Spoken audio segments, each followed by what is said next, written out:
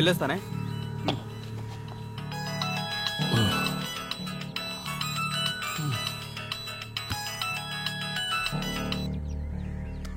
చెప్పండి డాక్టర్.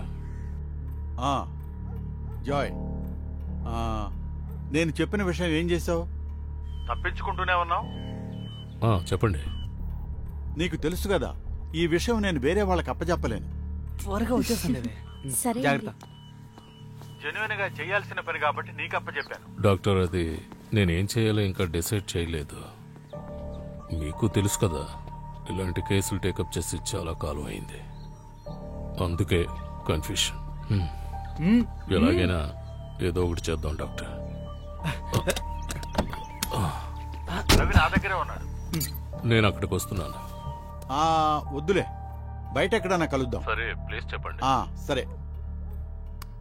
జయ, అతన్ని మనం నమ్మొచ్చంటావా? నువ్వేం టెన్షన్ పడకరా, పద వెళ్దాం. ఏదైనా సాంగ్ పెట్టినా? ఈ ఫాదర్ జోయే ఈ ఫీల్డ్ లో అందరికన్నా నెంబర్ 1. ఫాదర్ జోయా? వాడిని అందరూ అలాగే పిలుస్తారు. వాడు ఏ పని చేసినా సరే ఒక్క ఎవిడెన్స్ కూడా దొరకదు. వాళ్ళ అమ్మాయి వల్ల కాస్త తగ్గున్నాడు. నువ్వు కొంచెం కూల్గా ఉండు, ఇదంతా నేను చూసుకుంటాను. సరేరా.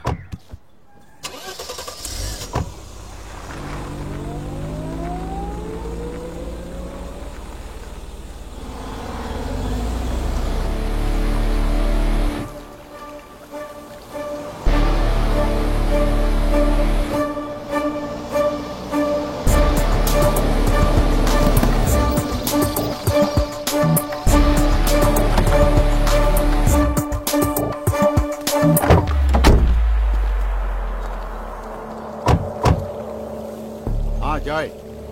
డాక్టర్, నేను చెప్పిన రవి ఇతనే. నమస్తే. ఇతనే జాయ్. నేను ఫాదర్ అని చెప్పాను కదా, ఇతను యాంటోనీ. ఇతని వల్లే జాయ్ నాకు పరిచయం అయ్యాడు. ఇప్పుడు విషయానికి వస్తాను. ఇది రవి వాళ్ళ అమ్మాయి విషయం కాబట్టి ఇది నీకు అప్పగిస్తున్నాను. ఇతనే తను శశి. టౌన్లో ఒక మొబైల్ షాప్ లో పనిచేస్తున్నాడు. వీడు తెలుసా నీకు? అమ్మాయిని చాలా ఇబ్బంది పెడుతున్నాడు. మీరు ఫోన్ ఇక్కడే కొన్నా? లేదు, బయటే కొన్నా. ఒకసారి లాక్ ఓపెన్ చేయండి.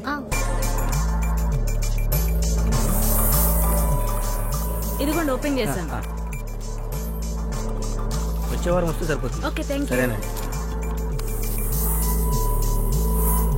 నేను నా ఫ్యామిలీ దుబాయ్లో ఉండేవాళ్ళు.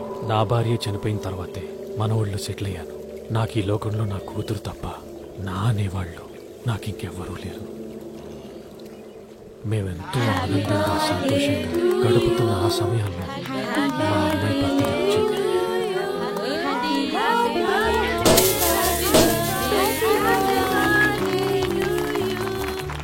హలో ఫ్రెండ్స్, ఈ రోజు లైవ్ కి వచ్చినందుకు నాకు చాలా సంతోషంగా ఉంది. ఎందుకంటే ఈ రోజు నా birthday. This is my handsome dad. నా కోసం నా బర్త్డే పార్టీని ఇంత గ్రాండ్ గా అరేంజ్ చేశారు. Thank you daddy. ఇంకా నా ఫ్రెండ్స్, నా ఫ్యామిలీ మెంబర్స్, నా కజిన్స్ అందరూ వచ్చారు. ఈ సంతోషాన్ని మీ అందరితో షేర్ చేసుకోవడానికి వచ్చాను. ముందుగా మీకు ఇతను పరిచయం చేస్తాను. ఇతను నా ఫ్రెండ్. హాయ్ వినయ్. ఇంకా తిను నా ఫ్రెండ్ మానస, తిను అపర్ణ. ఇప్పుడు మనం అంతా కలిసి హాయ్ చెప్తామా? ఇంకా చాలా మంది మెసేజ్ చేస్తున్నారు, కానీ అందరికి రిప్లై ఇవ్వలేకపోతున్నా. సారీ. థ్యాంక్ యూ మను. ఇప్పుడు మీ అందరికి పరిచయం చేయబోతుంది మా నాన్నగారు వాళ్ళ బెస్ట్ ఫ్రెండ్ జయ అంకుల్ ని. జయ అంకుల్ హాయ్ చెప్పండి. ఇప్పుడు అంకుల్ చాలా హ్యాపీగా ఉన్నారు. ఎందుకో తెలుసా? అంకుల్ వాళ్ళ వైఫ్ వారు రోజుల క్రితం యుఎస్ వెళ్ళింది. అయ్యో అంకుల్ వదలండి. అంటే ఒకసారి మీరు లైవ్ చూస్తుంటే కనుక నోట్ చేసుకోండి, ఎందుకంటే అంకుల్ మందేస్తున్నారు కాబట్టి. వీళ్ళందరూ కూడా మా నాన్నగారి ఫ్రెండ్సే. హలో. చూసారా ఎంత బాగా డెకరేషన్ చేశారు? మీ అందరికి నచ్చిందా? Thank you so much. అందరికి థ్యాంక్ యూ చెప్తున్నా. ఇంకా చాలా విషయాలు వస్తూనే ఉన్నాయి. ఇంకా ఇది మా నాన్నగారు కొనిచ్చిన కాస్ట్లీ డ్రెస్. Thank you. మా నాన్నగారు చాలా హ్యాండ్సమ్ గా ఉన్నారంట. Thank you. ఓకే, ఇప్పుడు మీ అందరికి ఒక అతను పరిచయం చేయబోతున్నా. ఈ రోజు నా బర్త్డే పార్టీలో ఇంత మంచి ఫుడ్ వండి పెట్టిన అంకుల్ ఈయనే. ఫుడ్ మాత్రం చాలా అద్భుతంగా చేశారు. Thank you uncle. Uncle hi చెప్పండి. Next message. Excuse me.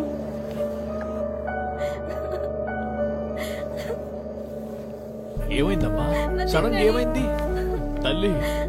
ఏమైందమ్మా చెప్పు నాతో. డాడీ, మా అమ్మాయి అమ్మాయి తరచుగా రీఛార్జ్ చేసుకునే షాప్ అబ్బాయి అంట. తన మొబైల్ ఏదో ప్రాబ్లం వస్తే రిపేర్కి ఇచ్చింది.